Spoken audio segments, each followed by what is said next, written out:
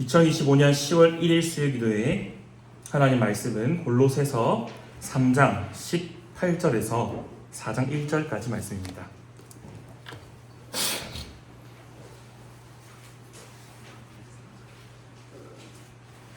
골로새서 3장 18절에서 4장 1절까지 말씀입니다. 한 절씩 교독하겠습니다. 골로새서 3장 18절입니다. 아내들아 남편에게 복종하라. 이는 주 안에서 마땅하니라. 자녀들아 모든 일에 부모에게 순종하라. 이는 주 안에서 기쁘게 하는 것이니라.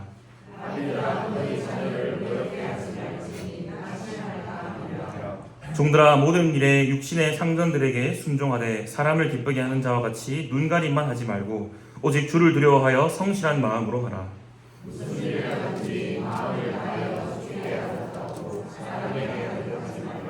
이는 기업의 상을 주께 받을 줄 아나니 너희는 주 그리스도를 섬기느니라.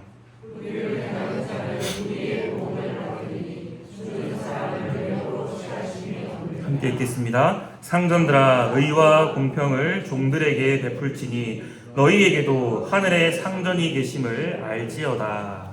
아멘. 계속해서 10계명을 살펴보고 있습니다. 오늘은 5계명에 대한 내용입니다. 5계명은 교회를 다니지 않는 사람들에게도 친숙할 만한 내용입니다. 우리나라는 유교 문화 배경에 아주 깊이 뿌리 내려 있죠. 유교의 대표적인 특징이 뭐냐 하면 충 그리고 효를 들 수 있을 것 같습니다. 윗사람에 복종하고 그것을 미덕으로 여깁니다. 충효가 우리나라에만 있는 건 아닌데 특별히 강조하고 있다는 것 또한 사실입니다. 그런데 여기에 더해서 윗사람에게 복종하는 것을 요구하는 또 다른 문화가 있습니다. 별로 좋은 것은 아닌데 바로 군대 문화가 있습니다. 사회 전반에서 많이 사라졌다라고 하지만 여전히 우리 사회 곳곳에 남아있는 것이 사실이죠. 시키면 무조건 해야 하는, 소위 말하면 까라면 까야 하는 그런 문화입니다. 가장 큰 문제는 불합리한 명령과 요구에도 복종해야 된다라는 거죠. 그래서 군대 문화는 많은 폐해와 더불어서 사람들이 기피하는 권위주의의 대명사처럼 되어버렸습니다. 그런데 이런 유교 문화 그리고 군대 문화에서 비롯된 잘못된 권위주의가 너무 강해진 나머지 그 반대급부도 만만치 않게 형성되었습니다. 시키면 묻지도 따지지도 않고 실행하던 예전과는 달리 소위 말하는 우리 어른들 보시기에 MZ세대들, 여기 앞에 MZ들 앉아있고 저도 MZ인데요. 이런 사람들은 합리적이고 타당한 이유로 납득이 되어야 움직이기 시작합니다. 부당하고 근거 없는 지시에는 따지고 드는 그런 모습도 종종 봅니다. 나아가 권위와 질서와 형식 자체를 불필요한 어떤 구닥다리처럼 여기고 아예 이런 것을 없애고자 하는 그런 움직임도 있습니다. 한쪽의 극단이 또 다른 반대 극단을 만들어낸 겁니다. 이것이 때로는 우리 사회 속에 성별 간의 갈등으로, 때로는 세대 간의 갈등으로 나타나기도 합니다.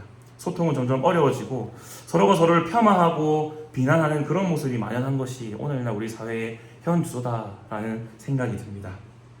문제는 교회 안에서도 이런 양극단이 존재한다라는 겁니다. 한국교회 전반에 이런 경향들이 심심치 않게 나타납니다. 어느 쪽에서는 무조건적인 충성과 헌신을 요구합니다. 반면 반대쪽에서는 모든 권위와 질서를 무시하고 동등하기만을 요구합니다. 말하자면 한쪽은 너무 권위적이고 나머지 한쪽은 너무 탈권위적인 셈입니다. 이것들이 교회 안에서는 어떤 직분자들 간의 갈등 혹은 세대 간의 갈등, 성별 간의 갈등 여러 모양들로 나타납니다. 이런 시대 속에서 오늘같이 5계명을 이야기하기란 참 쉽지 않은 일 같습니다. 한쪽에서는 이 계명을 가지고 자신들의 권위주의를 뒷받침하려고 합니다. 또 어느 한쪽에서는 이 계명 자체에 대한 거부감을 느낍니다. 하지만 성경이 말하는 5계명, 즉 내 부모를 공경하라 라는 이 말씀은 단순히 윗사람에게 복종해라 이런 의미가 아닙니다. 하나님은 이 10계명을 하나님 사랑, 이웃 사랑이라는 사랑의 맥락에서 주셨습니다. 무조건적으로 복종하라 이런 폭력적인 계명이 아니다라는 겁니다. 오늘은 이 5계명의 참된 의미가 무엇인지 살펴보고 그 의미를 우리 예수님께서 어떻게 완성하셨는지 그리고 우리는 예수님의 본을 따라서 어떻게 5계명을 지키면 좋을지 함께 살펴보도록 하겠습니다. 먼저 살펴볼 것은 5계명의 의미가 과연 무엇인가 한 겁니다. 5계명은 다음과 같죠. 내 부모를 공경하라. 그리하면 내 하나님 여호와가 내게 준 땅에서 내 생명이 길리라. 여기서 부모라고 되어 있는 이 단어는 단순히 육신의 부모만을 가리키지 않습니다. 만약 여기서 말하는 부모가 우리 육신의 부모만 가리킨다면 유교에서 말하는 충효의 가르침과 크게 다를 바가 없는 내용이 될 겁니다.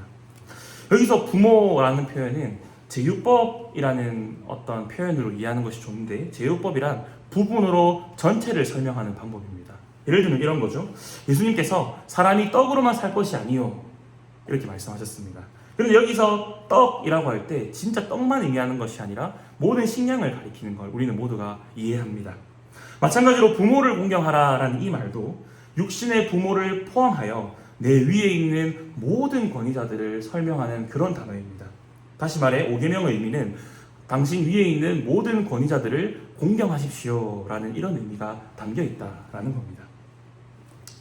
하나님께서 권위자를 공경하라라는 명령을 하신 것은 그 말 속에 하나님께서 권위의 질서를 세우셨다라는 것이 전제되어 있습니다.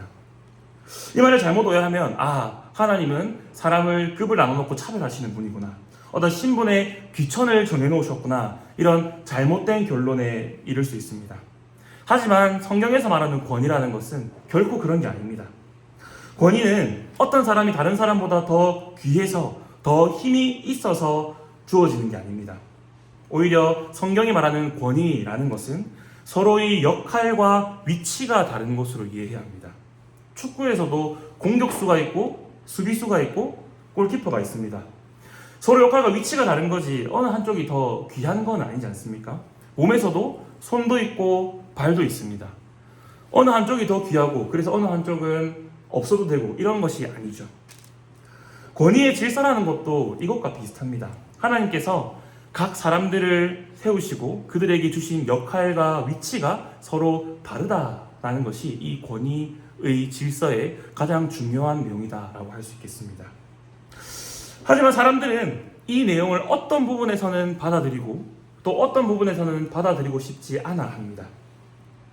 그 이유는 많은 경우 우리의 경험과 시대의 사조에 큰 영향을 받는 것 같습니다. 부모가 자녀에게 순종해야 한다, 부모가 자녀에게 있어서 권위자다라는 말은 많은 사람들이 큰 무리 없이 받아들일 것입니다. 하지만 어떤 사람들은 이 말에 반발하면서 자녀는 부모에게 종속되는 소유물이 아닙니다, 이렇게 반대하는 사람이 있을지도 모르겠습니다.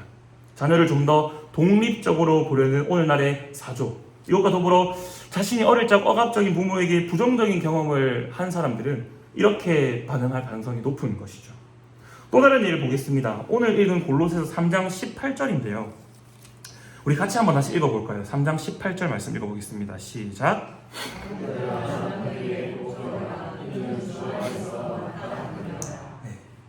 만일 조선시대 사람들이 이 성경을 받아서 이 구절을 읽었으면 큰 무리 없이 그렇지 이렇게 할 겁니다.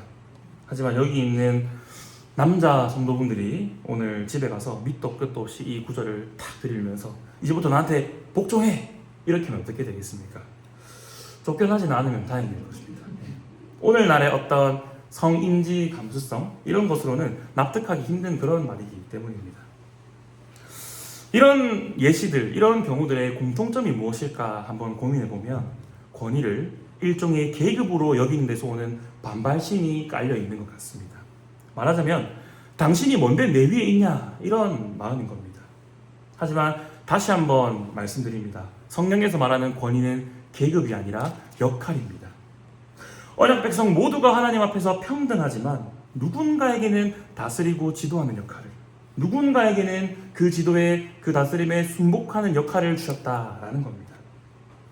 창조시의 남자와 여자의 관계에서도 이 사실을 잘 알 수 있습니다.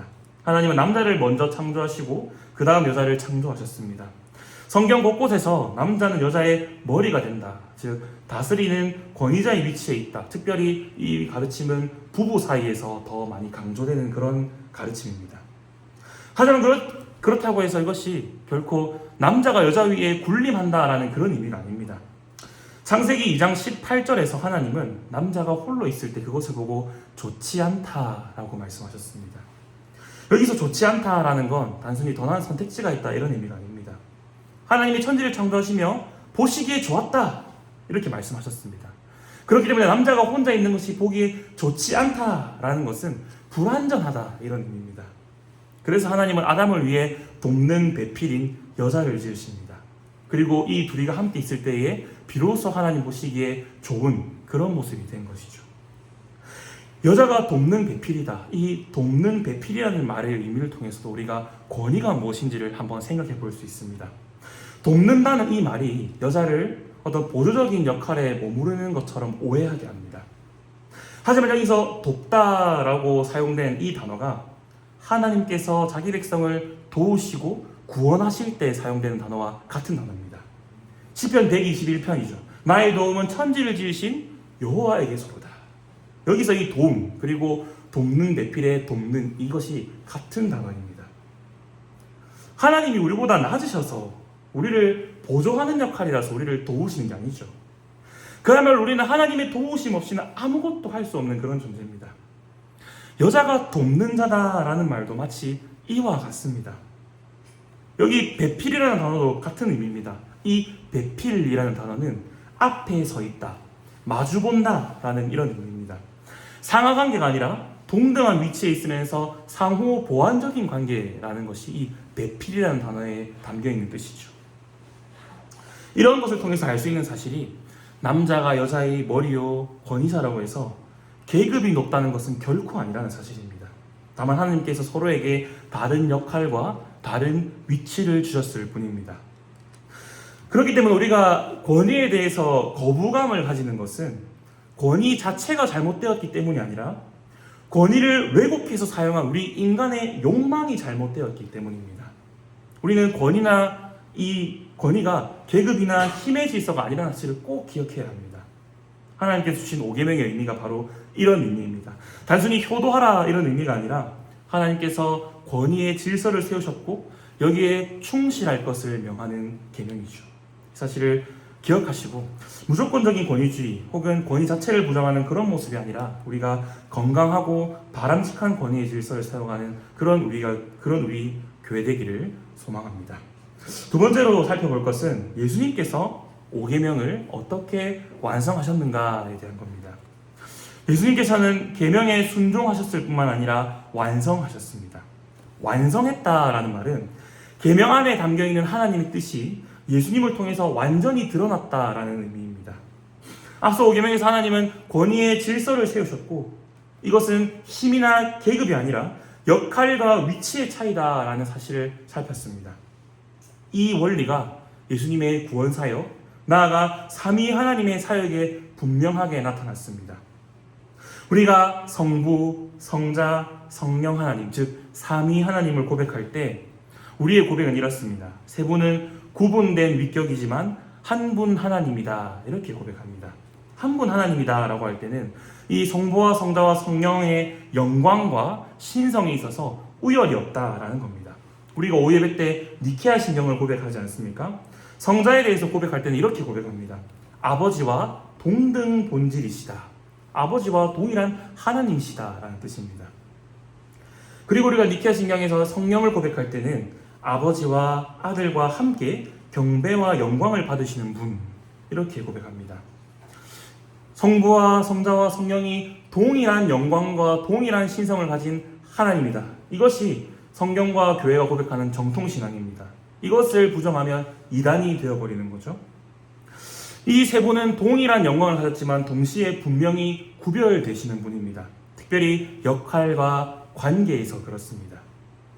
그 중에서도 우리 주 예수님은 어떤 분이십니까? 바로 하늘 아버지이신 하나님으로부터 이 땅에 보냄을 받으신 분입니다. 요한복음에서 예수님이 이 사실을 아주 많이 말씀하십니다. 하늘에 계신 아버지께서 나를 보내셨다라고 말이죠. 그저 보냄 받은 것뿐만 아니라 예수님은 하나님의 뜻을 행하고 온전히 이루기 위해서 오셨습니다.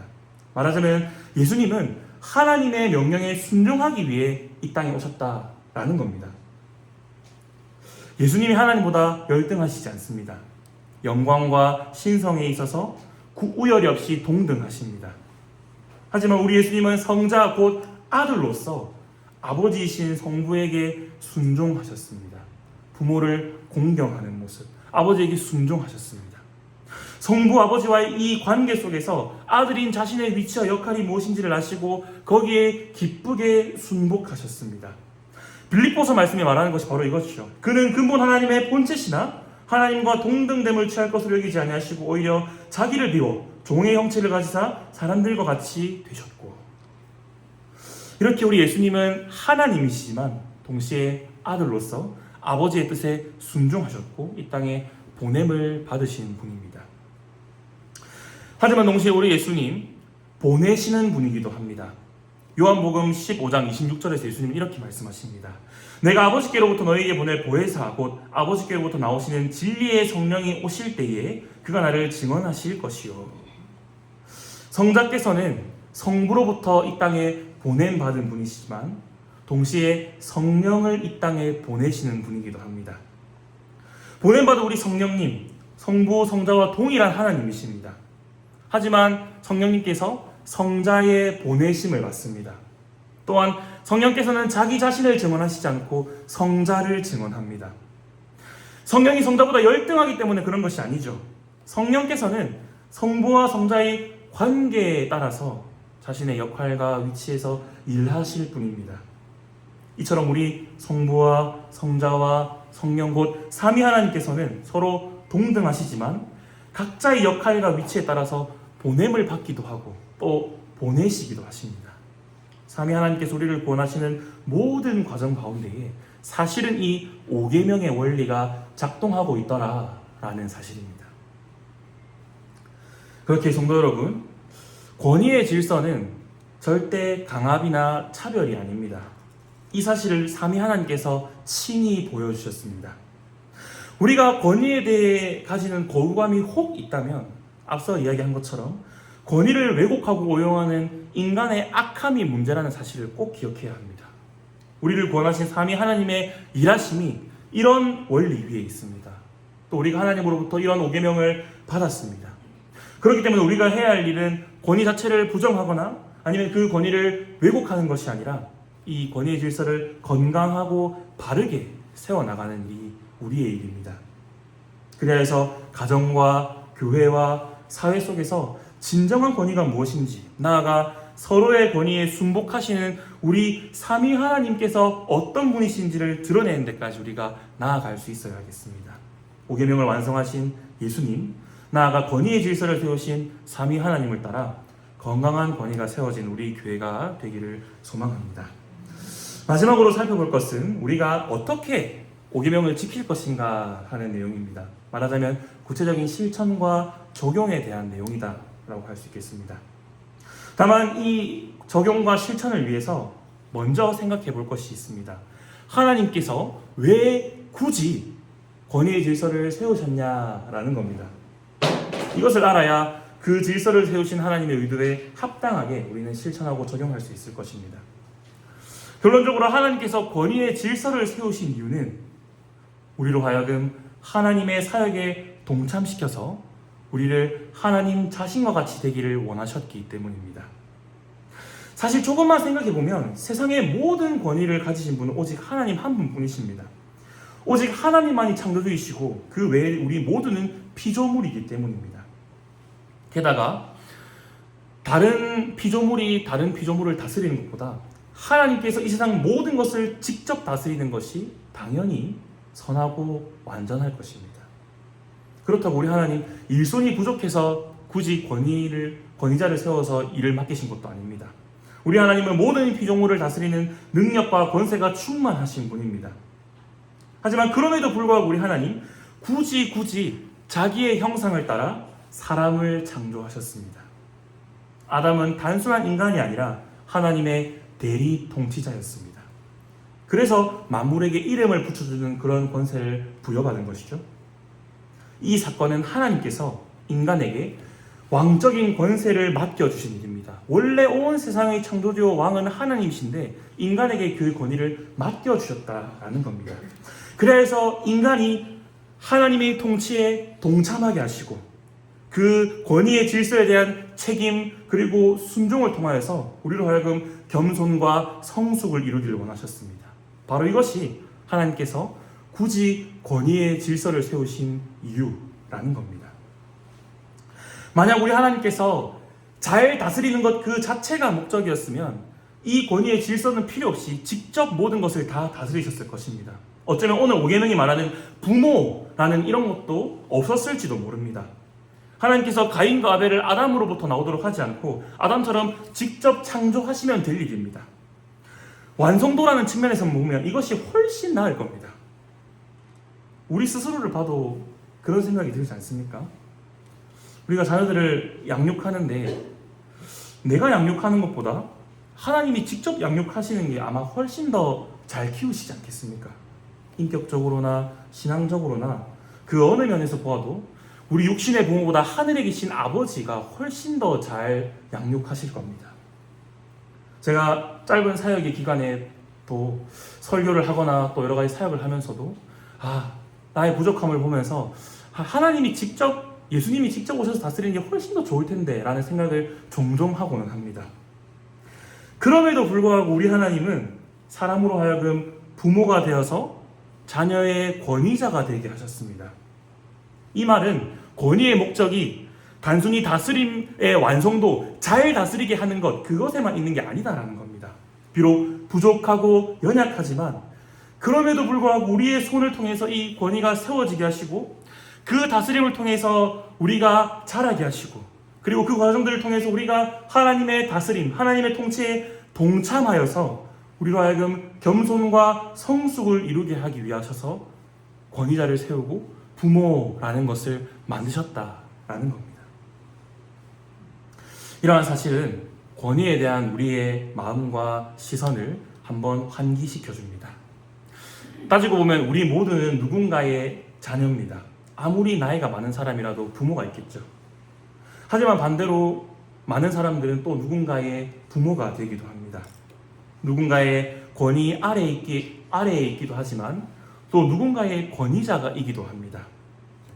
그렇기 때문에 자신의 권위자가 부족함으로 인하여 불평할 때도 있지만 반대로 누군가는 나의 부족함으로 인해 불평하기도 하는 그런 물고 물리는 상황이 우리 인간의 현실이다라는 겁니다. 그렇기 때문에 성경과 오늘 요리문답은 서로의 부족함과 연약함을 인정하고 도우며 기도해야 한다라고 가르칩니다. 연장자, 부부, 직분자, 수많은 다양한 모습, 다양한 모든 권위의 관계에서 그러해야 한다고 가르칩니다. 그것이 우리를 향한 하나님의 뜻이기 때문입니다. 우리 오늘 100사문 한문을 살펴보고 있는데요. 100사문을 한번 찾아보면 좋겠습니다. 제가 물으면 한번 답을 읽어주시면 좋겠습니다. 하이델베르크 요리문답 100사문입니다. 제5계명에서 하나님께서 원하시는 것은 무엇입니까?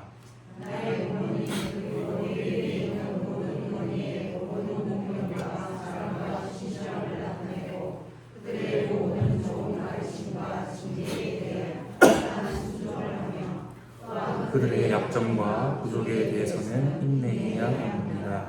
왜냐하면 그들의 손을 통해 우리를 다스리시는 것이 하나님의 뜻이기 때문입니다. 그렇다고 해서 권위자들이 이 말만 가지고 부족해도 무조건 복종해라, 이런 것도 당연히 잘못된 처사일 것입니다. 하지만 우리는 누군가의 부족함, 어떤 권위자의 부족함을 보면서 반대로 자신의 부족함을 깨닫고 또 반대로 어떤 권위자의 탁월함을 보면서 자신도 그와 같이 되고자 하는, 배우고자 하는, 본받고자 하는 그런 모습이 우리 가운데 나타나야 하겠다라는 것이죠. 우리가 오늘 읽은 골로새서 3장의 본문 말씀, 5계명 실천의 구체적인 예시라고 할 수 있습니다. 오늘 본문은 권위자 그리고 권위 아래에 있는 자 모두에게 권면하고 있습니다. 권위 아래에 있는 자에게는 순종을 명하고 권위자에게는 성숙을 명합니다. 19절 보겠습니다. 남편들아 아내를 사랑하며 괴롭게 하지 말라. 21절 아비들아 너희 자녀를 노엽게 하지 말지니 낙심할까 함이라. 4장 1절 상전들아 의와 공평을 종들에게 베풀지니 너희에게도 하늘의 상전이 계심을 알지어다. 구체적인 대상과 내용은 다르지만 본질은 같습니다. 권위는 하나님으로부터 온 것이고 권위로 다스리는 일은 군림하는 것이 아니라 섬김과 돌봄이다라는 사실입니다.